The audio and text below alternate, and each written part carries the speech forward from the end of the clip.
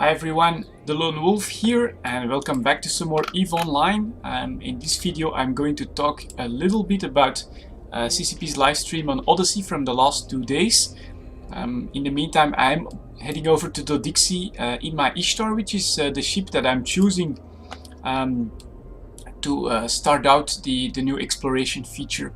Because Tick 3s will no longer be able to do the combat size in high-sec, so I think the Ishtar is my favorite alternative, and I'm actually going to buy a few other modules because I want to change some of the high slots. I think I can do a better job with it, although I don't like to drop the DPS too much either. We'll see what comes of that. Part of this video is also a test. You should be able to see an extra video running about some random scenes I put together from the previous live events, and this is a bit of a test as well to see if I can get it to work. Normally it should work, and of course I'll be able to check it before I actually upload the video. But yeah, it's about running a video inside of the stream, which I think is something pretty cool, that I would be able to do that, and I'm also going to upload it and then just check the quality and check all of the frames and stuff like that from the inside video as well, see if everything runs smoothly. But yeah, I'm going to talk a little bit about the live stream from yesterday and the day before. Actually I have a quick some notes I wrote down about it.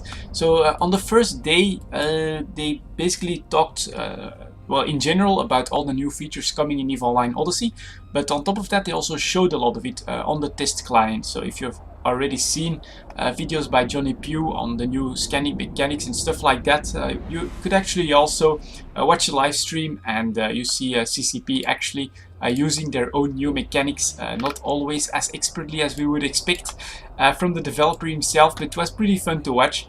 And on the first day they started with the rebalancing of the moons, the ice changes, so they're definitely hoping for a lot more conflict because of those changes. They're hoping for like mercs being paid to wartech ice mining corporations in high-sec, and they're also hoping for null-sec for it to be really a major income, because they've said that a system with 3 ice belts or ice anomalies in it will actually yield, that is being mined continuously, will actually yield a lot of income compared to the moon income. And yeah, they're definitely hoping that people will be able to disrupt Alliance incomes in smaller groups against those operations. So that's their main objective with completely changing the ice mining mechanic, is to get more conflict in the game, which I think is a good idea. And the second part was basically about the new Navy battle cruisers, which look really awesome.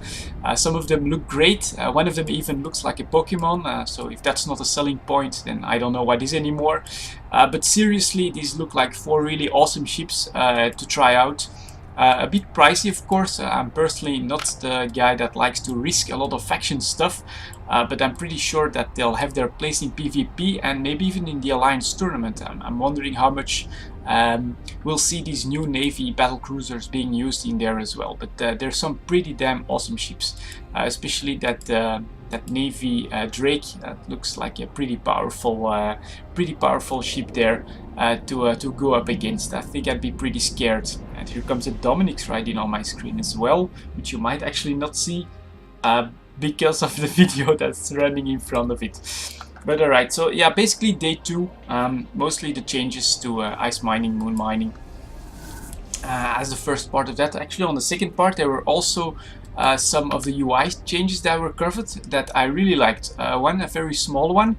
Right here you can see warp drive active. Yeah, normally you should be able to see warp drive active on the video here. That's also going to show when you're orbiting a target and maybe some other stuff as well, just in normal space mode, which is, I think, a very small but really helpful addition.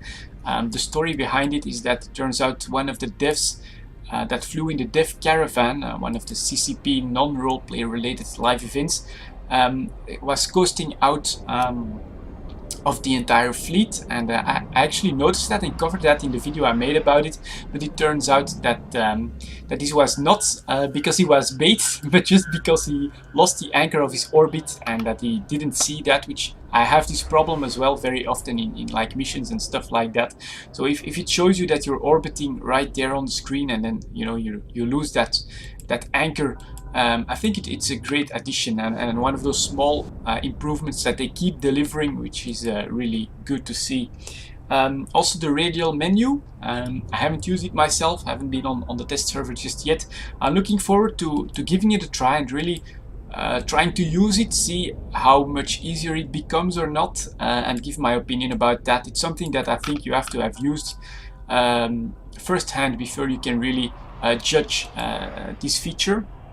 And then of course finally the new gate animations. I'm looking forward to now warping the camera behind the gate and actually going through a special warp tunnel there instead of what we have here.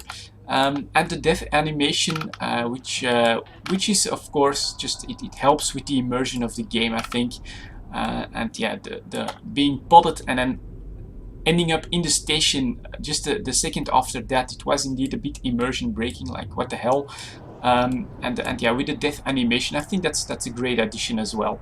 So that was basically it for day one of the live stream. Although one other thing I did notice there is that my character Mizuko is actually going to be immortalized in the thank you video that CCP actually made, because he's right in there at I think it's around 55-56 seconds.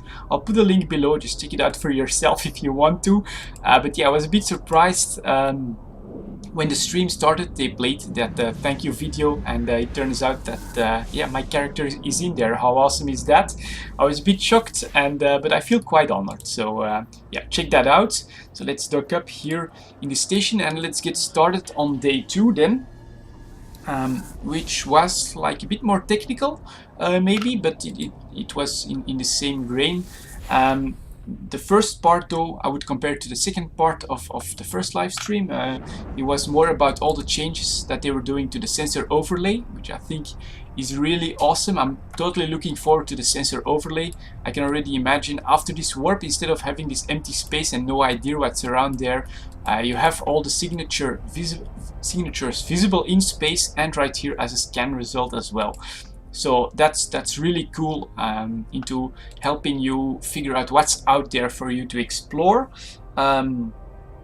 They also showed the new probe scanning mechanics. I think it's been simplified, made a little bit easier, which is also a good thing, because I actually don't really enjoy having to click 7 times or 8 times to get my probes out and then setting them manually and all of that. It's, in my opinion, improved greatly, and I definitely look forward to getting my hands on the actual stuff when it's released.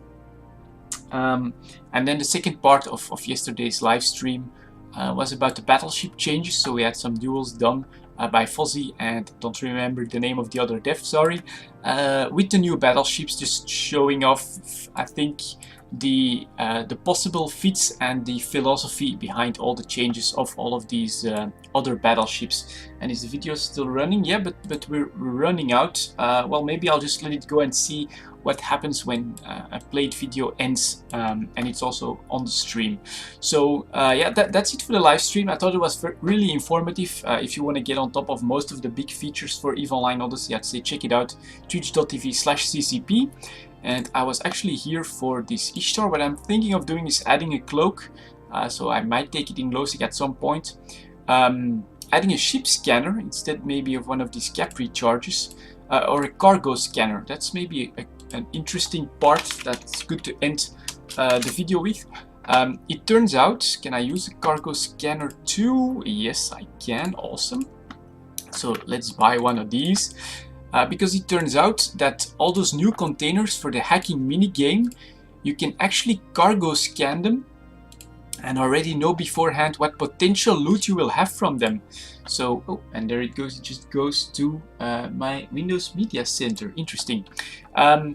So yeah, the new cargo, the new stuff that you can hack with the new minigame, you can actually scan it and know beforehand what you what you can potentially find in it, which is of course pretty awesome because you'll also have a very small chance of having a faction tower BPC in them. So yeah, if you, it's actually I think a good idea to have a quick scan of it before you go there, especially if you're playing with a friend, which I'm definitely planning to do, and that you see, oh, the potential is for a faction tower BPC. That's worth so much. You gotta drop everything, head straight for that, and make sure that you get as many of those containers as possible. So yeah, a cargo scanner is actually gonna be somewhat useful in exploring some of these new sites.